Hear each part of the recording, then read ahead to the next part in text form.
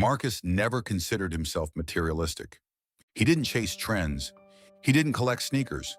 But he understood one thing clearly.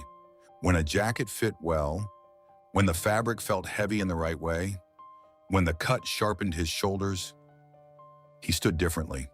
Not exaggerated, just steadier. And that steadiness felt earned, even if it wasn't. He learned early that appearance carries weight.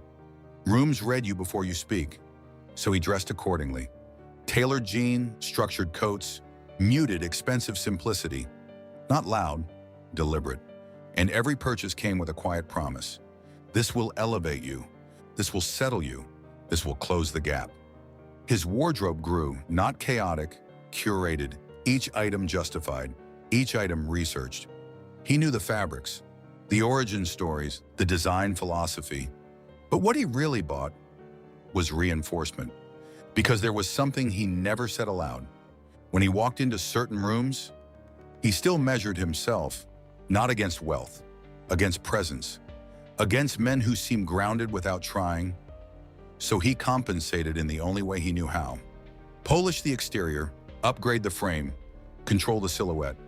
At a friend's gathering, he noticed something. A man across the room, plain gray t-shirt, no branding, no effort. But the shirt sat differently, across the chest, along the arms. The fabric followed muscle, and Marcus felt something uncomfortable. The other man wasn't dressed better, he just needed less. That night, Marcus stood in front of his mirror. Jacket on, shoes polished, everything precise. And still, he adjusted the collar twice. It wasn't vanity, it was calibration. He didn't join the gym to look impressive. He joined because he was tired of adjusting himself in mirrors. The first session was unremarkable. The t-shirt was cheap, cotton, unstructured. It clung awkwardly. He felt exposed, not because people stared, because there was nothing to hide behind. No tailoring, no design, just his body, unfiltered. He lifted, poor form, too heavy, too ambitious. He corrected himself, reduced the weight, started again. There was no rush, no dramatic awakening, just repetition. Weeks passed, then stopped, then resumed. Discipline wasn't immediate, it was negotiated. Some mornings he showed up irritated.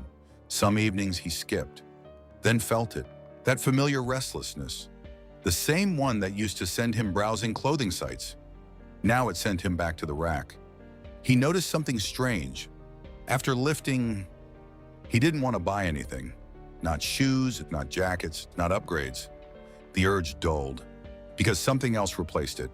Physical strain, effort, recovery. And effort produces a different kind of assurance. It doesn't sparkle, it settles.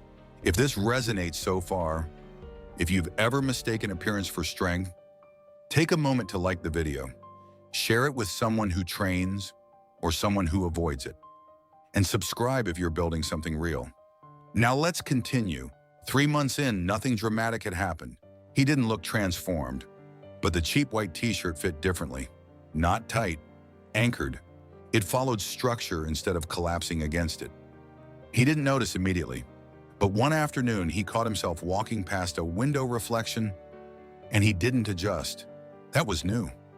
He opened his wardrobe later that week, held an expensive jacket, paused, put it back, not out of discipline, out of indifference. The jacket hadn't lost quality, it had lost urgency. Months later, something practical appeared. His bank balance had shifted, not dramatically, but consistently. There were fewer transactions from fashion sites, fewer justified upgrades. He didn't miss them, because the validation loop had changed. Before, buy to wear to feel stable to doubt returns. Now, train to recover, to grow to repeat. The loop became physical, grounded. The difference wasn't aesthetics, it was decision-making. When his body felt strong, he stopped scanning rooms, stopped checking angles, stopped editing himself mid-conversation. He spoke slower, sat heavier in chairs. Not dominant, present. The expensive clothes still existed, but they were no longer performing a job. One evening, folding laundry, he realized something simple. Strength reduces theater. When your body carries structure, you don't need the jacket to do it. When your shoulders fill the frame, the logo becomes decoration, not reinforcement. Working out didn't just reshape his arms, it reduced his appetite for signaling.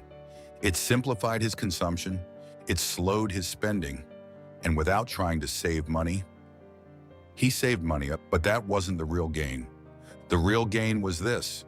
He no longer outsourced confidence to fabric. Masculinity isn't about aggression. It isn't about flexing in mirrors. It's about bearing weight, literally. And psychologically, when you can lift something heavy and put it down again, your mind recalibrates. When you can endure strain without applause, your identity stabilizes. Then the marketplace loses some of its leverage. It can still offer you things, but it can't sell you reassurance.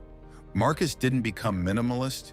He didn't reject qualities. He just stopped buying relief. And that is what discipline does. It narrows your needs. It clarifies your posture without tailoring. It removes noise without announcement. If you're building your body right now, notice what else is changing. Your spending, your tolerance, your reactions. Because when you build yourself, you need less to prove yourself. And when you need less, you keep more. Let the ideas compound.